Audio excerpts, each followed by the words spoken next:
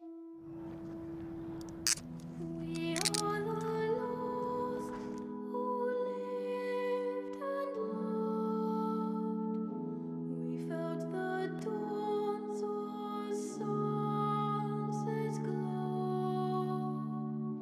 For now we lie in row and row in Flanders fields.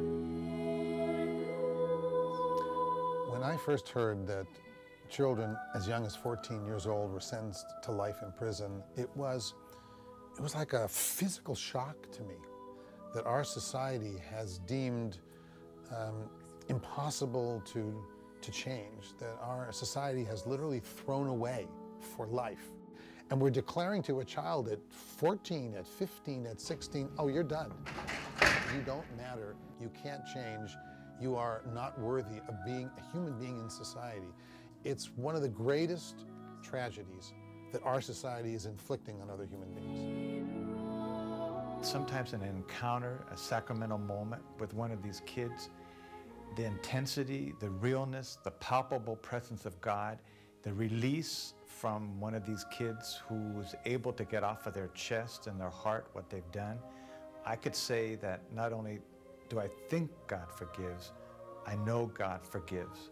And I've seen it in their faces and the subsequent actions of these young people. I think we're one of the few nations in the world that lock up children for life. It breaks my heart to believe that a child at 13 or 14 says, my life is over. Why can't we find ways not to abort the lives of children who at birth have no future, no hope, and no opportunity? I really wonder if Jesus would be, if he could walk today, I think he would actually be sitting down talking to these kids, because he wouldn't throw away their lives. He wouldn't say that you're worthless. So I think that any kid I've ever met, are they redeemable? Absolutely.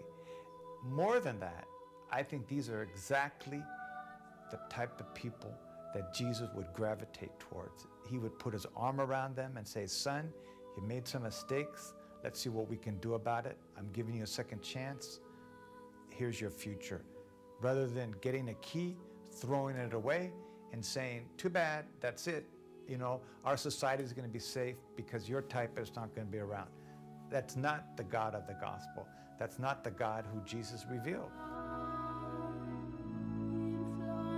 What is beautiful in this Quranic concept is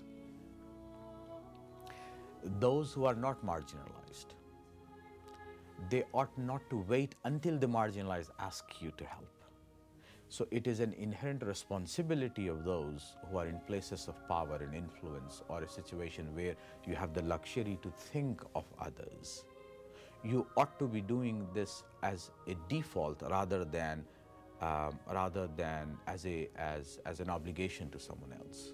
I firmly, deeply believe as a person of faith that my children are absolutely no different than those children who are sitting in those Juvie halls in different places. What if it is my child? How would I react? Did I do enough? Can I do more?